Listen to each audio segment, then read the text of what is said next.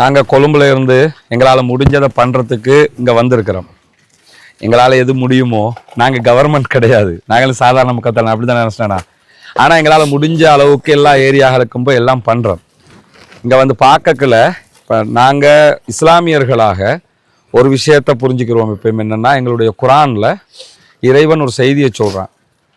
இந்த மாதிரியான ஒரு சூழல் ஏற்படுகிற போது பாதிப்பு வந்தவங்க நம்ம என்ன நினச்சிக்கிறோம்னு கேட்டால், இது இறைவனுடைய சோதனை, நம்ம ஏதோ ஒரு வகையில் கடவுள் நம்மளை சோதிக்கிறாரு, அதெல்லாம் பொறுமையாக இருக்கணும் இந்த நேரத்தில்.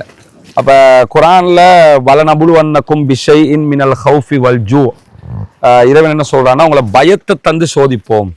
இப்போ இந்த மாதிரி ஒரு சம்பவம் நடக்கும்போது நீங்கள் எப்படி பயந்திருப்பீங்கிறத நாங்கள் உணர முடியாது, நீங்கள் தான் உணர்வீங்க. ஏன்னா அது இயற்கையாக நடக்கிற ஒரு அனர்த்தம் இது. அப்போ அந்த பயத்தை தந்து நமக்கு ஒரு சோதனை வரும். அதே மாதிரி பசி, எவ்வளோ பெரிய கோடீஸ்வரனாக இருந்தாலும் இந்த டைமில் ஒன்றுமே இல்லாமல் போயிடுச்சு. அப்போ பணத்தை வச்சு நம்ம ஒன்றும் பண்ண இயலாது, புரியுதா? காசை வச்சு ஏதாவது செய்யலுமா? அப்போ வெள்ளம் வந்துச்சு, பெரிய பெரிய கார்கள் பங்களாக்கள் எல்லாமே அடிபட்டு போயிடுச்சு. இங்கே இந்த வீடு ஒரு 10 லட்சம் பெறுமதின்னா பல கோடி உள்ள வீடுகளும் போயிடுச்சு. அப்போ பசி வந்துருச்சுன்னா சாப்பிட்றதுக்கு ஒன்றுமே இல்லை. பசியை தந்து இறைவன் நம்மளை சோதிப்பான். பார்த்துக்க, நீ கரெக்டாக இருந்துக்கிறனு, அவனோட வாழ்க்கையை சரியாக அமைச்சிக்கிறனு, இந்த மாதிரியெல்லாம் நடக்கும்னு சொல்லி. இப்போ இந்த நேரங்கள் இதையெல்லாம் சொல்லிட்டு இறைவன் உயிர்களை காவு கொண்டும் உங்களை நாங்கள் சோதிப்போம்ங்கிறான். குழந்தை இல்லாமல் போயிருக்கோம், அப்பா இல்லாமல் போயிருப்பார். இன்றைக்கி உங்களுக்கு நடந்தது நாளைக்கு எங்களுக்கும் நடக்கலாம், அப்படித்தானே? இன்றைக்கி இந்த பக்கம் நடந்தது நாளைக்கு இன்னொரு பக்கம் நடக்கலாம். இன்றைக்கி நாடு முழுக்க 20 மாவட்டங்களில் இது நடந்திருக்குது. இந்த மாதிரி சம்பவங்கள் நடக்கும் போதெல்லாம் நம்ம வந்து முடிஞ்ச வரைக்கும் பொறுமையாக தான் இருக்கணும். கடவுள் நம்மளுக்கு ஒரு சோதனையை வச்சிருக்கிறாரு, பொறுத்து போவோம். நம்ம அடுத்த கட்டம் டெவலப் ஆகி வரணும், அதுக்கு என்ன பண்ணலாம்னு. அரசாங்கமே எல்லாத்தையும் நமக்கு பண்ணிட முடியாது, அவங்க முடிஞ்ச வரைக்கும் தான் பண்ணுவாங்க. எங்களால் எது முடியுமோ அதை உங்களுக்கு பண்ணுறதுக்கு நாங்கள் முயற்சி பண்ணுவோம் இன்ஷா அல்லாஹ். அப்போ எங்களால் ஒரு குறிப்பிட்ட வட்டத்துக்குள்ளே தான் எங்களுக்கு பண்ணணும். உங்கள் பிள்ளைகளுக்கான ஸ்கூல் வேலைப்பாடுகளை எங்களால் பண்ணித்தர இயலும். அது மாதிரி உங்களுக்கு தேவையான உணவுகள் எங்களுக்கு முடிஞ்ச வரைக்கும் பண்ணித்தர முடியும். அந்த மாதிரி வேலைகளை நாங்கள் பண்ணித்தர முடியும். அரசாங்கமும் சிறப்பான அறிவிப்புகளை விடுத்திருக்கிறாங்க. ஆனால் அது அதிகாரிகளூடாக நீங்கள் அதை பெற்றுக்கொள்ளணும். ஆனால் இந்த மாதிரி இடங்கள்ல இருக்கிற ரொம்ப கவனமாகவே இருக்கணும் நம்ம, புரியுதா? அதோடு இப்போ கொழும்புலேருந்து நாங்கள் வந்திருக்கக்கூடிய சகோதரர்கள் நம்ம புரிஞ்சுக்கிறணும் என்னென்னா, நமக்கு நிறைய அருள் கிடைக்கிது. நமக்கு நம்ம இருக்கிற இடங்கள்ல அந்த அருள்ற பெருமதி தெரியாமல் நம்ம இருப்போம்.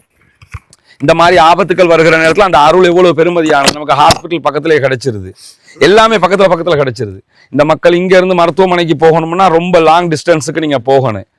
அப்போ இது உங்களுக்கு ஒரு விதமான படிப்பினை, எங்களுக்கு ஒரு விதமான படிப்பினை, நம்ம அத்தனை பேருக்குமே இது படிப்பினை தான், சரியா? அதனால் இறைவனுக்கு நன்றியுடையவர்களாக இருக்கிறது தான் இந்த இடத்துல நமக்கு ரொம்ப முக்கியமானது. இந்த அனர்த்தங்களை எல்லாம் வந்து யாரும் தடுக்க முடியாது, இறைவன் மட்டும்தான் தடுக்க முடியும். அந்த இறைவனிடத்துல தான் அந்த ஆற்றல் இருக்குது, சரியா?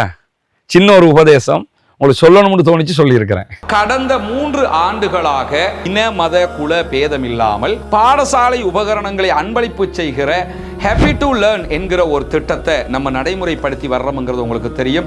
இதுவரைக்கும் 5000க்கு மேற்பட்ட மாணவர்களுக்கு அவர்களுடைய பாடசாலைகளுக்கே தேடி சென்று நாம் நம்மால் முடிந்த உதவிகளை ஒத்தாசைகளை செய்திருக்கிறோம். இந்த திட்டத்தில் இணைய விரும்புகிற சகோதரர்கள், பாடசாலை மாணவர்களுக்கான உபகரணங்களுக்கு அன்பளிப்பு செய்ய விரும்புகிற நண்பர்கள், அன்பர்கள், தாய்மார்கள் அத்தனை பேரும் முன்னால் தெரிகிற நம்முடைய வங்கி கணக்கு இலக்கத்திற்கு உங்களால் முடிந்த உதவிகளை வாரி வழங்க முடியும். உங்களால் 200 ரூபா தான் முடியுமா, 500 ரூபா தான் முடியுமா, 1000 ரூபா முடியுமா, 10,000 ரூபா முடியுமா, 7 லட்சங்களில் முடியுமா, எது முடியுமோ அதனை அந்த மாணவர்களுக்காக உதவுவதினூடாக நாளை மறுமையில் அல்லாஹ்விடத்தில் விமோசனத்தையும் பெற்று நரகத்திலிருந்து விடுதலையும் பெறக்கூடிய பாக்கியம் நமக்கு கிடைக்கும். இணையுங்கள், உதவுங்கள். நாளை மறுமையிலே அல்லாஹ்விடத்தில் நிறைய விமோசனங்களை பெற்றுக்கொள்ளுங்கள் என்கிற அழைப்பை கூறிக்கொள்கிறோம்.